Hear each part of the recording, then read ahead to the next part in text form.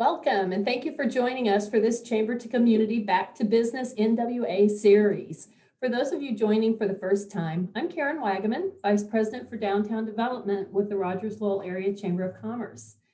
This virtual series was presented as a response to the COVID-19 pandemic, and it gave us a way to continue letting businesses get information and training that they needed throughout the pandemic. So I know you're looking forward to returning to live and in-person workshops, as we all are.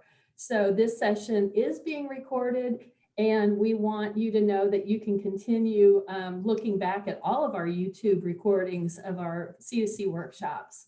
I would like to thank our community builder sponsor who's making this series possible, and that would be Black Hills Energy. So we appreciate that they've been here for us for many, many months. And of course, our host for this particular episode is MHP Team SI.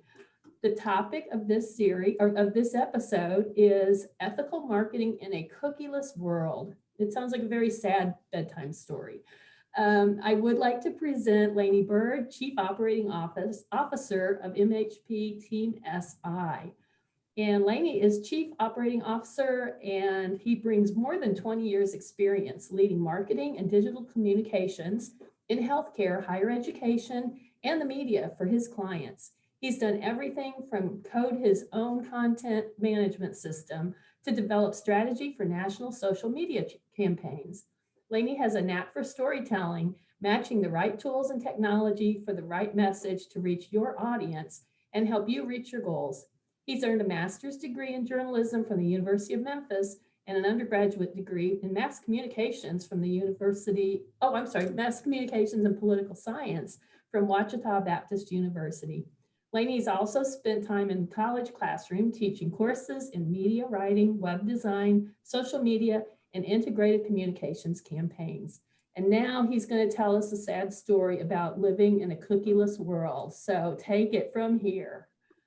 Thank you for that wonderful introduction, Karen. Can you go ahead and see if you or Jeff can go ahead and enable screen sharing so I can share my slide deck with the team? But I'll go ahead and get started while y'all are, yeah, there we go. It's going ahead and knocked in now. So let me go ahead and share my screen and make sure you guys can see it. Can you all see my screen, Karen? Cool. So like Karen said, it's a sad story. Cookies are going away, but not all cookies are going away. Third-party web cookies that we use in marketing are going away, and we're going to talk a lot about the details of what that is and how it's used. But the cookies that you go downtown to your local bakery and try, they're not going away. The cookies that you take to your clients to thank them for being a good client, they're not going away. We're still going to have those. But really what we're going to cover today is a couple of things about ethical marketing in a cookieless world. So we're going to talk about why you should care about web cookies, what the alternatives to web cookies are, and then how do you prepare your business to market without web cookies. But really, before we get into details about marketing and cookies and what they are, I want to talk a little bit about the ethics of them and the ethical use of data and the things you have to keep in mind when we're using data, the considerations we have to keep in mind. So our customers are constantly creating data. Whenever they visit your website, when they come into your store, when they carry their cell phone around, there's a lot of data around their interactions with you. And we have access to a lot of the data about them, not only that we've collected, but from other third-party sources that we can match up. And with all this data, it gives us a lot of insight about who our customers are and what they're doing with us. But that data has to be used in an honest way that builds integrity and trust between our businesses and our customers. And our ability to collect and use data with technology has way outpaced our legal system, and we can't really depend upon our legal system to guide us. So there are a lot of things that are technically we're able to do and legally we're able to do that's really not ethical when it comes to using data in web cookies and things like that. So when we're dealing with data and web cookies, there's a couple of things we have to keep in mind. First of all, permission. We really need to have a user's permission to collect their data. Secondly, we have to focus on transparency. We have to be transparent to our clients and our customers about what we're doing with the data, what we can see they're doing, and how we're using that data. We also need to be transparent about the origins of that data, how we obtained the data about them and where we got it from. And then also it's really important for the ethical consideration of data to look at the context of the data. In some places, data can be really useful, but in other places, using that same data can be very intrusive and unethical to use. So really, I want to use that whole data conversation as an umbrella to look into web cookies and how we should be marketing with them, because a lot of what a web cookie revolves around is data, and that's really how it started. So let's start out in the very beginning. Back when the internet was invented, back when the first web browser came out in the 1990s, it was Netscape. They invented a thing called cookies. And what a cookie is, it's a small piece of data stored in a computer when you're browsing a website. It originally was really designed for the website to remember what the user's history with it, basically how it interacted. You can think of a cookie very much like a web cookie, like a coat check. You basically, when you go in, you hand over your coat to the coat desk. In this case, a pocket full of data is linked to you on the website server you connect with.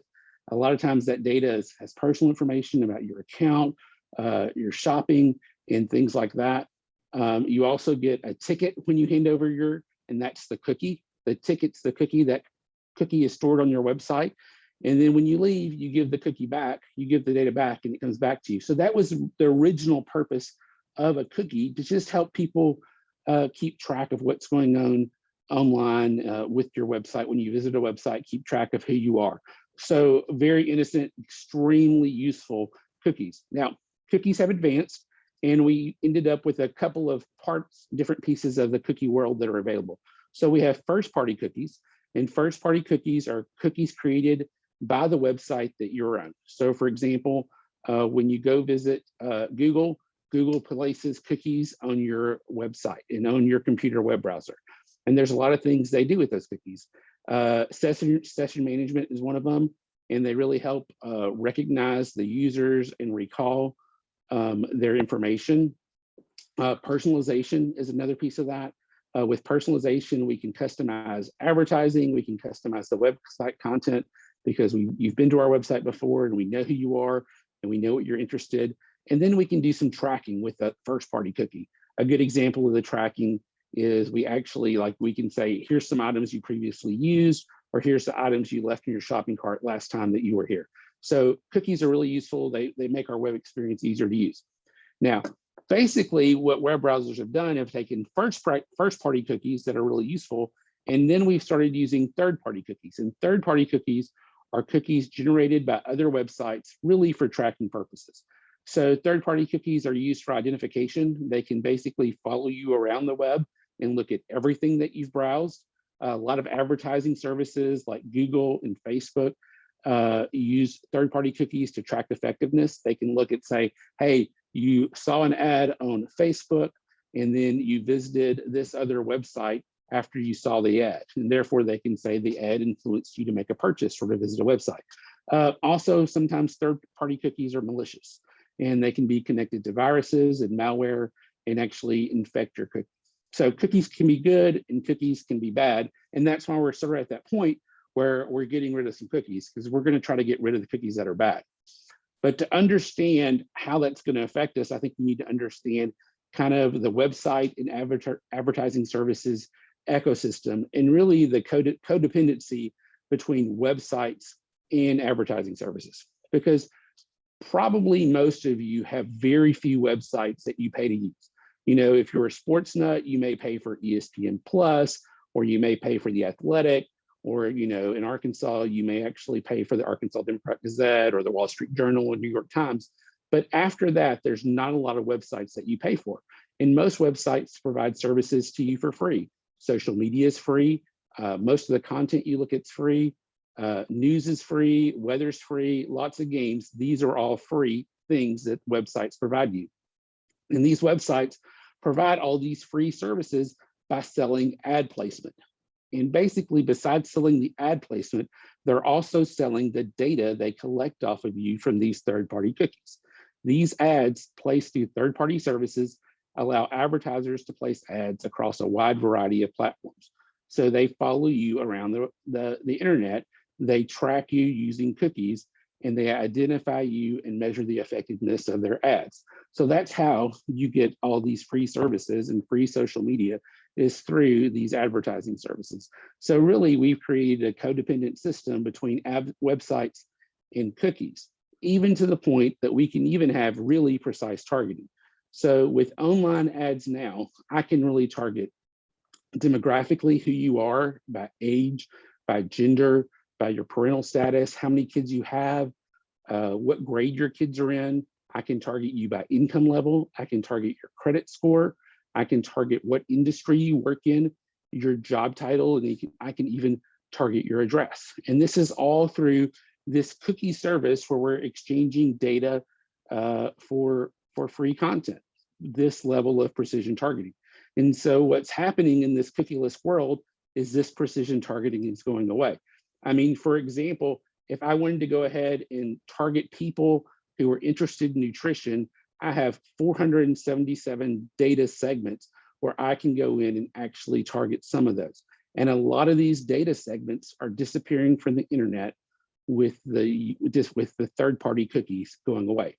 So high-level targeting, lots of information about you out there. A lot of it probably is unethical in the sense that you don't know that it's out there about you. You don't know how people are using it, but it's all very legal. Now, let's look at specifically what's changing in this context. So what's changing is third-party cookies are being taken away by the web browser provider, Apple and Google. So third-party cookies are those cookies on websites that are not on the website that you're on, okay? So when you visit, for example, the Democrat Gazette website, arkansasonline.com, Google can have a cookie on that website that they're placing on that to help track when you advertise or track the advertisements on there. And those kind of cookies are going away. Now, Apple actually has already started this process. The latest Apple iOS and the iPhone made you opt into tracking with their last update. And Google has said they're going to eliminate third-party cookies in versions of their Chrome web browser after January 2022. So this cookieless world is coming. They've been talking about it coming for about the last 2 years. It's been in the works. They've given us lots of information that it's on its way. And with this elimination of cookies, we're losing a lot of ad tracking for conversions and measuring campaign effectiveness. We're losing this common form of identification, who we know who's visiting different websites, who we know who our advertisement is hitting. We're losing that ability to target people demographically. So a lot of people who are deeply involved in cookies have been really worried. There's a lot of organizations working on how to evolve marketing. And definitely we here at MHP Team SI are working on that solution of how we're going to evolve and what we're advising our clients and how to market without cookies, because a lot of times they don't even know how they're using cookies to market. So what I want to share with you are some of the tips and what we're advising our clients at MHP Team SI to do of how to market without cookies, without those third-party cookies, how we're going to make it work. First off, planning and strategy is paramount. You have to have a plan. You have to have a strategy. You can't just willy-nilly go out and advertise on lots of different platforms and throw your money around. That was really the rule before cookies were eliminated, but it's really even a stronger point now that we have to be able to have a plan and work the plan and measure the plan as we go. And part of that is really knowing your marketing funnel and where you're spending your dollars. Are you spending it on brand awareness? Are you spending it to build interest in your brand? Are you pulling your clients into a consideration concept? Are you trying to drive intent and measure intent and causing them to come into your store? Are they evaluating your products and then when they're making a purchase for your products?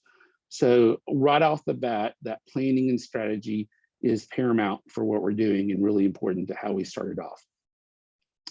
The second thing that we're really looking at is research. Understanding who your client is and how they're interacting with you is extremely important. And there's lots of great kinds of research. We used to use third-party cookies for a lot of research, but there's lots of great kinds of research without that. In fact, I found this recent survey, and this was from last October, and it looked at, are we regressing? Are we revising the ad industry, and what's really happening in the measurement research world? And according to US marketers and agencies, what kind of research are they recommending to their clients, and what kind of research are we doing? The number one kind of research that we're recommending is sales lift research. So basically, sales lift research tells us when people have seen these ads, people have seen these concepts, do they have a greater tendency to buy more product? Ad effectiveness research is very much along the same lines. Media mix modeling, looking at exactly who our audience is and how they interact with the media, and making sure the media that we buy aligns with that. And then we get into some really complicated, interesting things. Cross-platform multi-touch attribution, which is actually looking at how many different ways you interact with your clients, whether on apps and websites and social media or phone calls or in person, and which of those points of contact really cause and drive the sale. Definitely looking at internal analytics, everything from how many customers come in your store location and how much they spend, and possibly even what time of days they come in, different things you can do around your storefront to drive more value through that. Last click at attribution, external analytics, and even looking at location geo-based attribution that, hey, I put a billboard up here at this location, someone drove past my billboard, I tracked their phone when they drove past my billboard, and then I tracked their phone when they came to my store. Therefore, someone seeing that billboard is related to actually me making a sale. So research is becoming more and more important without actually having the ability to use third-party cookies. The other thing that's really paramount is a CRM, a customer relationship manager. Now, customer relationship managers are used everyone from your local bakery. If they have something that you scan or something when you purchase something to keep up with your purchases, a lot of them are built into POS systems, kind of really a loyalty system that I get so many points for however many cups of coffee I've bought, and then I get a free cup of coffee. That's a basic CRM. To a B2B business is collecting email addresses to send out. That's a really basic CRM. But what a CRM does, a customer relationship management system, it really allows you to map your customer journey and note all those points of the marketing funnel when you first have a contact with someone, when all the different contacts, emails, phone calls that you've had with potential clients, and then what you close that client and the value of that client. They help you discover who your most valuable customers are. Plus, it gives you all of this data that you own about your clients. And once you own that data with those clients, there's a lot of things that you can do with it. There's a lot of things that you can ethically do with the data that you have with your clients. One of the most important is create lookalike audience segments. So once you've actually know who your clients are, you know which ones make the most money for you, you can actually duplicate those demographic and data attributes of those clients and target those exact same people online with a lookalike audience. So a lookalike audience can be really valuable from an advertising perspective without having to have a lot of other data attributes. The other thing that we talked about earlier with research is this media mix modeling alignment. At MHP TMSI, we do our media mix modeling with a tradigital model. And a tradigital model is really focused on the art of blending traditional and digital. And we really look at who your audience is, who your customer is, and we build a persona around who that customer is and how they use the media and how they interact with the media. And we do it in a traditional digital agnostic manner. Instead of looking at TV versus online video versus connected TV, we look at the bigger picture top line. We look at media that brings awareness, which is video, and there's lots of different kinds of video, including TV and cable and pre-roll video online, but like before you watch a video on ESPN, and even connected TV, you know, when someone's watching a TV show on YouTube TV or something like that. Another great awareness medium is radio, and radio, like I said before, just like video, Radio has a lot of different ways that you can have it. You can have a terrestrial radio station on your FM. You could have Sirius XM, and you could listen to Spotify. You can listen to podcasts, but those are all great branding awareness mediums. And so you have all these different branding awareness mediums, including public relations, including display ads online, that really affect and point at your audience. And then from that branding awareness medium, we have a lot of digital mediums that interact with the audience. And so someone can come to your website, they can come to your social media platform, they can make a phone call, they can show up in your storefront, and they can interact with you. So we influence the audience, we bring awareness to the audience, we connect them with your audience, and then use this media mix modeling to make sure that we're in alignment. Then we use that to follow through online and digitally, or them showing up in your store, to make sure that we have that conversation with them. Now, we also talked about data targeting going away. Data targeting through third-party cookies is going away, but there's a lot of data targeting that's still going to be around in this cookieless world. So there's still lots of ways for us to use data to help identify who our audience is and how we want to connect to them. So first of all, contextual targeting. And contextual targeting actually helps us analyze the content of each web page to determine its central theme, which is then matched to your ad using keywords or topic selections.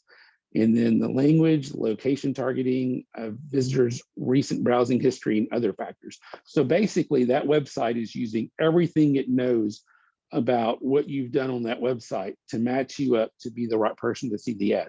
A good example of this is like Motor Trend magazine. And if you're looking at a bunch of trucks on Motor Trend's website, then they're going to start showing you truck ads when they're on their website. Another example is IP and household targeting. With IP and household targeting, basically what's happening is your internet service provider, whether it's your cable company or your telephone company, they're actually selling the match of your street address with the IP address. So people can actually take your street address and then match it up to know about you. So basically, we're using these large database segments that people already have and already know about you, that we have in third-party lists, like lists that you would buy for direct mail. And we can match up these direct mail lists to the ability to show you display ads in video online. And then the last piece of one example of how data targeting isn't dead in a cookieless world is platform data or first-party data. A lot of websites and internet platforms still collect their own unique data, and then they use that data for targeting. And this could be social media platforms like Facebook or LinkedIn. It could be if you're watching TV and you have a smart TV that has a Roku attached to it, Roku is doing that. So is Apple TV. So is Amazon. You have a lot of devices in your household that's collecting data about your household. And even, Google and Apple are doing that. And this platform data, first-party data, can be used and attached to your household, and then your household can have data targeting.